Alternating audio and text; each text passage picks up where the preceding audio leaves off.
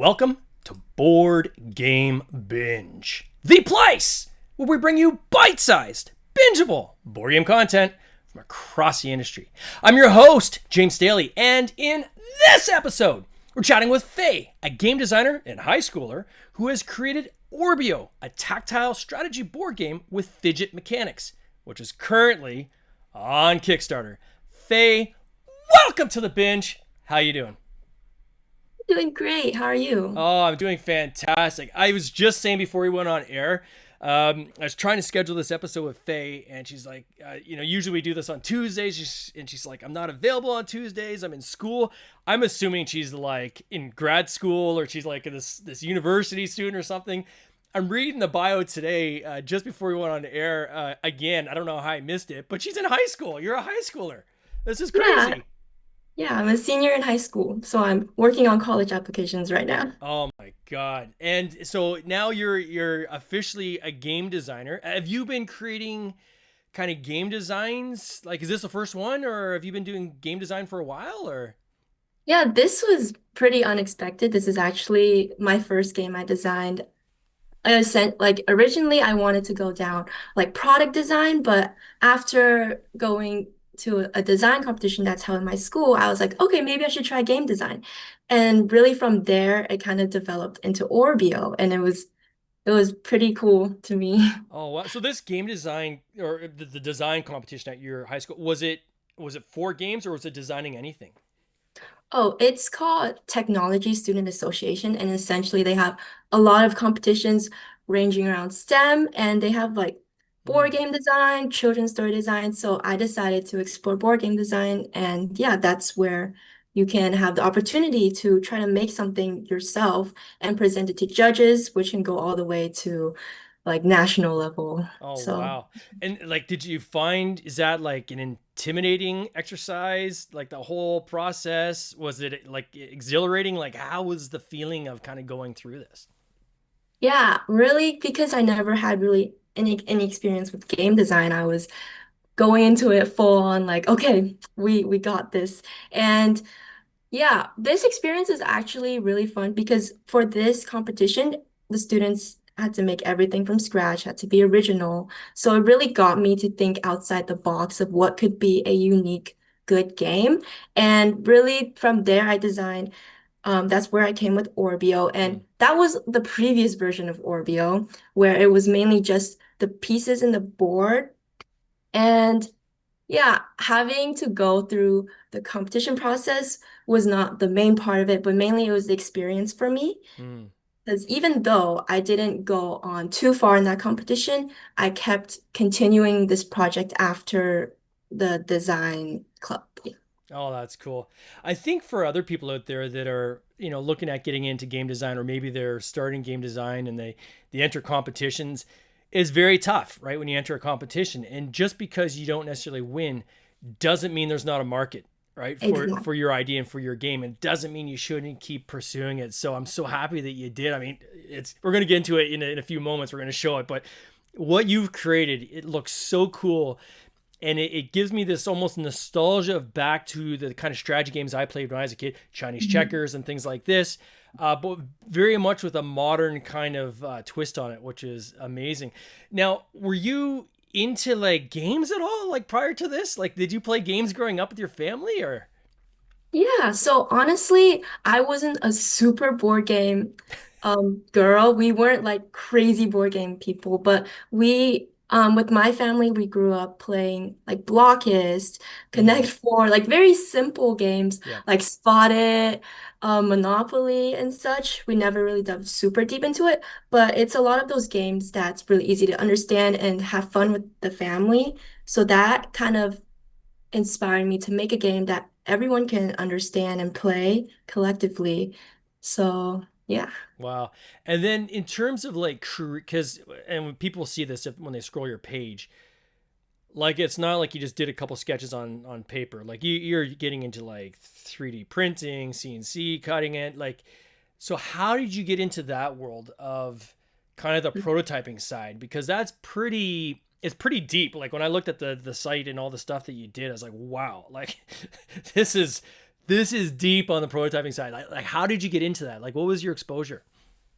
Well, really, I grew up in a design environment. Both Mm, my parents, they are pretty experienced in the business design world. So growing up, I really got to see the business side of it, the behind the scenes of the prototyping, brainstorming, like the design process. I really got to immerse myself in each process yeah. as with the help of my parents, because really with this game, it was more of like a family teamwork going on. And they run a business called GPCA, and through that, it's I also got to help with the process of packaging products and seeing how all that kind of works. And Mm, really, I applying that to my game really got me to go really deep into each process, like you said, with the prototyping. mm. And the prototyping part, um, I learned to always think outside of the box and really brainstorm any idea that comes to mind. Like I had a huge whiteboard and there I wrote so many post-it notes, ideas that could possibly contribute to this game. And for the prototyping software part, at school I take engineering class and that's where I kind of learn the 3D programs, Mm.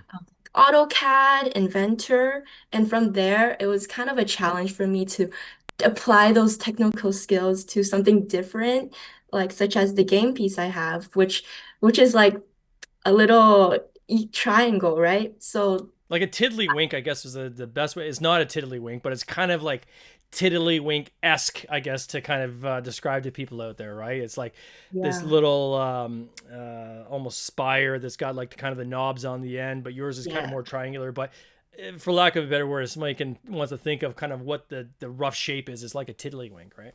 Yeah, yeah. And then through that, I learned like, oh, I got it. I need to do some calculations, some math. And that also helped with like problem solving, how different ways I can approach to building this game and prototype. And yeah, and through my school, they have 3D printers. So that really allowed me to play around with the system. My teacher, we would 3D print some prototypes and then I could test it out. And it's really great to have be able to have that. So then how did your friends react? And are they your main play testers? Like who did you use as your kind of play testing group and so forth? Yeah, so really it started off with just my school group, my friends, and because this game kind of started off kind of as a group, I was leading the team and I would ask my friends to try out the game in a way. Like we started off with like paper, like I cut up paper into like a board and I cut up flat triangle pieces and then we were trying to like, oh, is this a fun game? And yeah, it really started with my friends. I got a lot of friends to try it. Mm, And then later it grew into more reaching out to other people or my parents' friends, different age ranges. And even last summer, we visited California. We're like, mm. oh, might as well bring the game to play with some people because I used to live there. So over there, we ended up bringing to a design studio and we had some adults play and it was super fun. And it's really important part of the process, I feel, especially for this game, because throughout the test play, I got to take so many notes on what I can fix or get better, because it's really about trial and error, and that's really how it came to this game. Was there anything that you had to kind of scrap or say, oh, I got to go back to the drawing board on this, like throughout the whole process? Yeah, so the board actually started off with not a hexagonal Mm, type board. It was actually like a pizza slice, and then you would slice it into a hexagon. right. And then that was during my prototype phase and throughout um playing with it, I was like, okay, I should consider what would make it look like a fuller game. So that's where we got into like I have it here, like this is the triangle shaped how it used to be, and then now it's here. Yeah. But we're going to like produce it in folded cardboard board. And throughout the game, it actually started with no cards and not a lot of the game rules we have now. It was really simple. It was just moving the pieces, oh, attacking, oh, you're out. But after I was like, I can make this more interesting. So that's where I added my card elements, Yeah. which can be like plot twists and super fun moves you can make.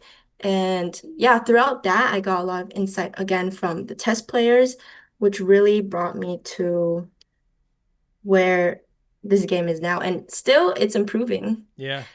It's interesting. I see this a lot in this industry where a game that would traditionally just be an abstract game, right? Like a strategy abstract type game. It's like, how do I bring that kind of into the modern board gaming hobby, right? How do I make this more contemporary?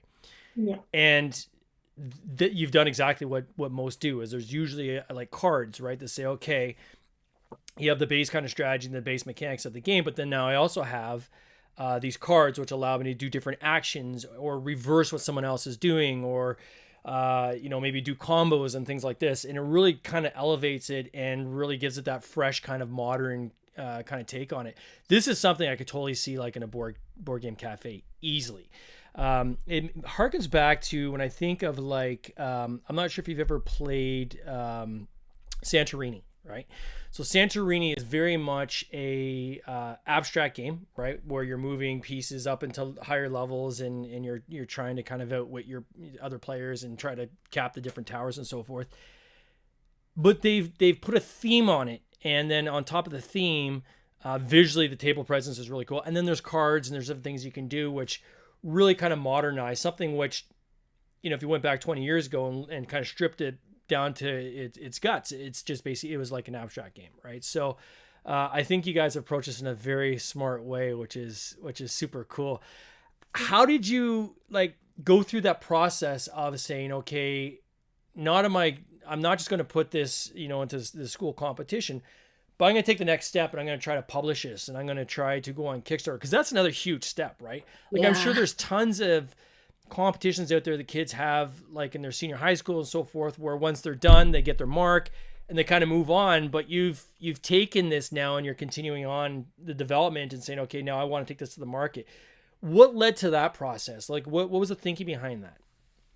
Yeah, so I've making this game, I was really excited and passionate about it, and I felt Yeah. like there was so much potential in it because I never really saw other games with the unique elements of Orbio, and really with how you move the pieces, I felt like, oh, maybe I should ex keep exploring that, the process.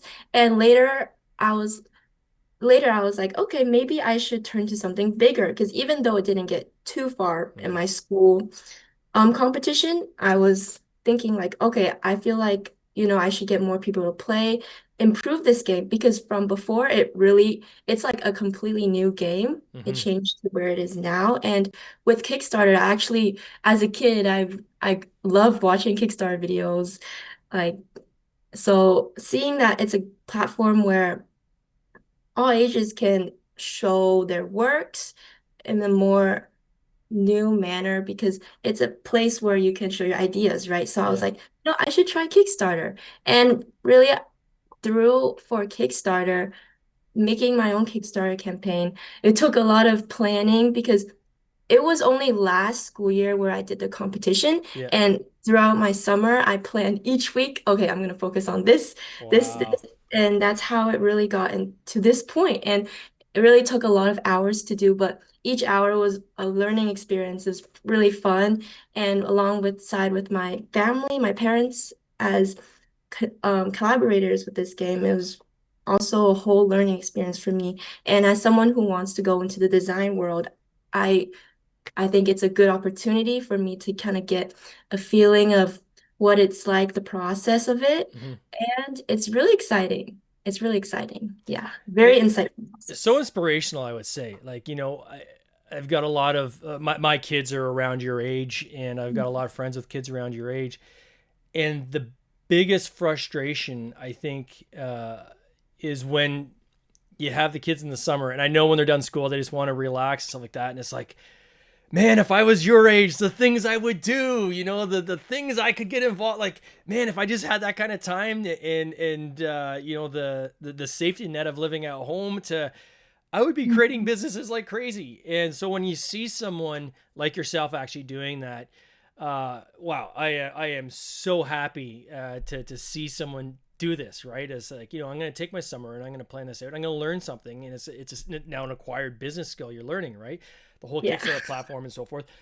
Obviously, you have your parents and their whole design side on their side, and I know they've done their own Kickstarters to help kind of give some guidance. But the Hmm. fact that you've got kind of your own thing you're running, I think is great, right? And there's no experience better than actually going through the Yes. grind of a Kickstarter yourself. And it is a grind, as you and It I is both really, know, it's a huge right? grind. I've done several. I got one on Kickstarter right now. Quick shout out to Garden Geckos. Oh It yeah. is painful, right? It And is. but when you're done, you look back and you're like, you know what?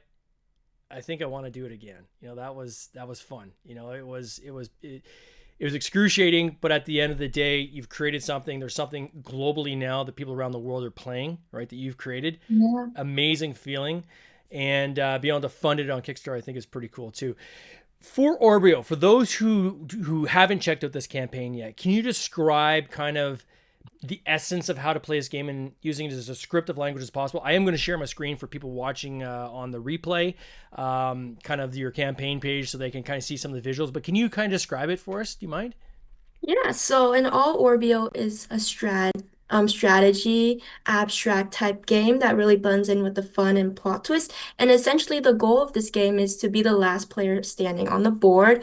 And I can actually show you, but this would be kind of like your game arena, and each side would have your players, and you would each person would represent three what we call tripods as the players. And through this game, you move by rotating the piece around the board, which is really interesting. And through that movement, you can swing to attack players or cause ch domino chains and claim cards.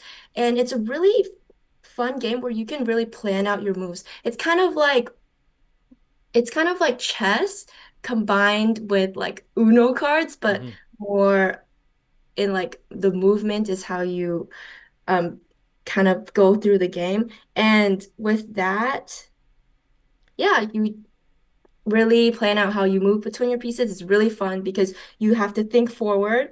And this game can be for players who are very like strategy thinking or players who just want to have fun. Like you can take out the cards and play it full on strategy, or Mm. you can add in the cards and add that family fun to it.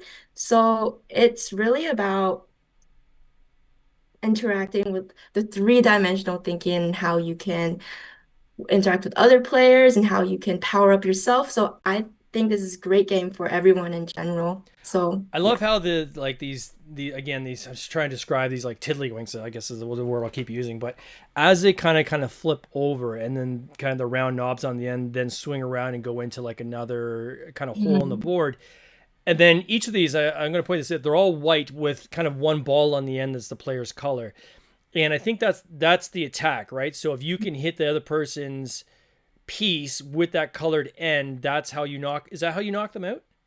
So a piece would have um three knobs and Mm-hmm. one would be colored, and that would be your attacker. So for example, this is another piece. You would have to rotate your colored into their non-colored knob, and this would get them to fall over. Mm. So that's how you would attack. And that would be when the piece is dizzy. And if you want to fully eliminate the piece, you would need to rotate into them again, and then they're fully out of the game. So if there was a piece behind the piece that you're attacking, and you swing into them and they fall, and it hits another piece, regardless if it's your own piece or another player, they would create like a domino reaction. Yeah. So it's really about also thinking about, oh, what is the outcome of my attack? Should I attack it that way? What if it hits my piece? So yeah. And then if you hit like a white end onto someone else's piece, does that knock them out or that just knocks them over? So knocking them the first time makes them dizzy, and then knocking them the second time on the white knob gets them out. Got it. Yeah, I'm showing on screen here. The combos are super cool. Like you can line up like a chain of like five of these things to kind of knock into each other to kind of take the person out on the end. The introduction of the cards, which I think is really neat too, is that, and I think I was reading somewhere that if you can get to the center of the board or if you can get to the player's color on the opposite side of the board, you can draft a card. Um, and these cards essentially allow you to do things like you can like reverse, or you can like steal or look at someone else's cards. So there's this whole other kind of layer that you've added on, which I think is it's cool. And the one I thought was kind of the cleverest is when you do a chain and Hmm. you think you've really been super slick in your combos, and you chain four of these together, and then you're laughing at the other opponent, and they pull out a reverse card, and that entire chain now goes back the other way. I thought was kind of cool too. So I could see how people would just there'd be a lot of laughs around the table while they're playing this. Yet at the same time, I could see someone like my dad, who's super strategic and likes to play chess all the time, really getting real thinky on a game like this as well, right? Mhm. That's awesome. And then the board, so the board, is the board corrugate? Is it plastic? What's this hexagon board? What is it made of? Okay, so this board I have right now is a prototype Mm. and actually made out of wood. It's MDF, and we used the hole drill to drill each hole. Oh, And nice. then, yeah, so that's how we got this one. But for the one that we are going to send to people, it's going to be cardboard material where it's folding. And it actually is, we play tested with our pieces and actually is better because it has better less grip to it. Like this piece, like playing the pieces on here, this Mm. has more like friction, as you would say. Yeah. So actually, the other one, the cardboard folded version, is very portable, environmental friendly, and easy to transport. So that's where we landed on for production. Yeah, it's super slick. And then is there anybody you want to give a shout out to in terms of like did you do the artwork? Did you guys hire an artist, or how did you kind of do like the creative elements? Yeah, so the creative elements, the graphics, mainly was my work. Mm. And alongside that process, I definitely had a lot of good critiques from my parents on how to make it better. So it was also another road I went down, practicing my graphical skills. And yeah, I used like the Canva software, used what I had, and Yeah. I tried to play around, really getting the theme of this game down and what colors, what elements to add. So the Kickstarter campaign page was most of it was my work on creating every part of it. And alongside, yes, my parents, they helped give me some suggestions or what I can improve on. But yeah, it's really fun designing the graphics of this game. Oh, it looks so good. You did a great job. You did a great job. How so the shipping of this you've got for so it says actually like November. So is this going to ship soon? This game? So right now we're communicating with the manufacturer. We've got them with the prototypes ready, and then once we approve the prototypes, then it's ready to ship out to the backers. Wow. So you guys are Yeah. going like right now. And Yes. have you, so I know that you had like friendly shipping through at the States. I saw on the campaign page as well. In terms of like, so who's your manufacturer on this? Who are you guys using? Do you know? We're currently communicating one in China. They help design many games. They're pretty Mm. experienced. So yeah. Yeah. And then in terms of the distribution, are you guys going to take this to retail at all? Are you talking to any distributors about, potentially retail applications?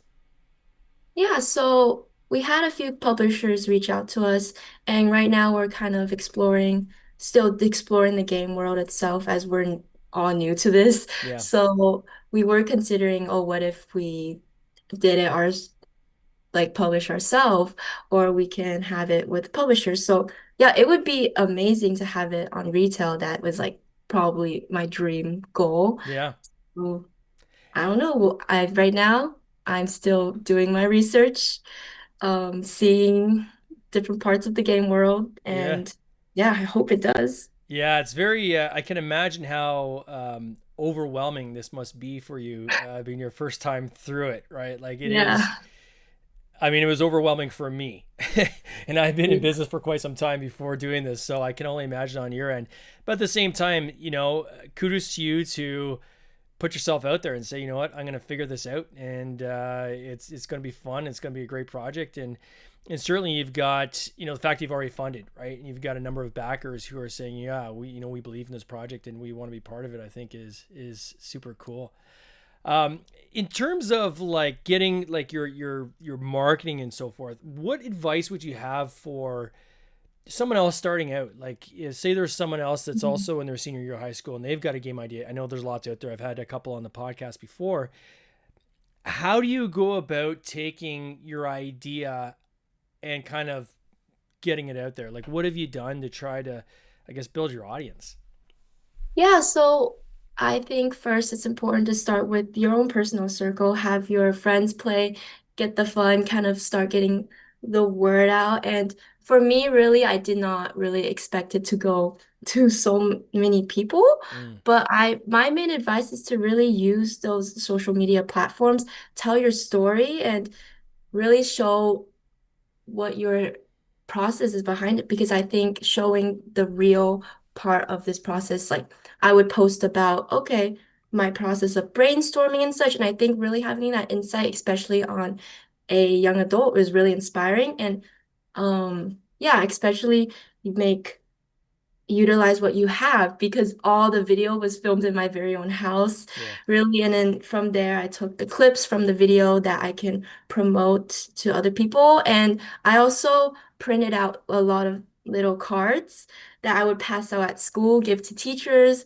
my friends. And yeah, soon I'll be at this Young Inventor Fair where I'll be showcasing my game Is and this the passing it along. Chicago one or which one is it? Yes, that Okay, one. wow. Yeah, I'll be there. And yeah, I think it's important to take on as many opportunities as you can to really bring it out. And yeah, this it's really about, just putting it out there Yeah. and hoping for the best. And are you working on other games? Like, what's your kind of plan going forward? Is this just like, have you put thought into kind of expanding this whole game design, game publishing part of your life, or? Yeah, so in terms of games, I have I have a lot of ideas for how I can expand this game actually. And I think I would love to keep building on Orbio or potentially make more games along the line. But currently I am gonna I'm also very focused on pursuing product design in college and Yeah. hopefully bring those skills with me and potentially make more games. And yeah, I have a lot of ideas and exciting ideas that I can use for potentially another game, which I'm totally up to do. Now, do you know where you're going to go to school next year? Have you already kind of landed on a college or? I don't know yet because as of now, I'm writing my essays, getting my portfolio ready, and yeah, I will know in a few months, but I don't know which school I'll be going to yet. Do you have any hopes or like have Oh, you yes. pegged any or like I definitely got to go here or? Oh, I hope to.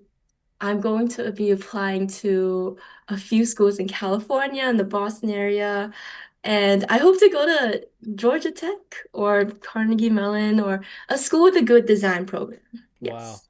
And what kind of design are you wanting to get into? Have you thought about that at all? Like the type of design you want to pursue?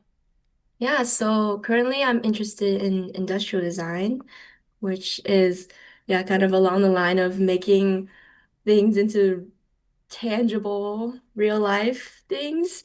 And I hope to be able to make my own products, be able to sell them, whether it could be games or products. I don't know, we'll see. But I'm very excited Wow. to pursue that.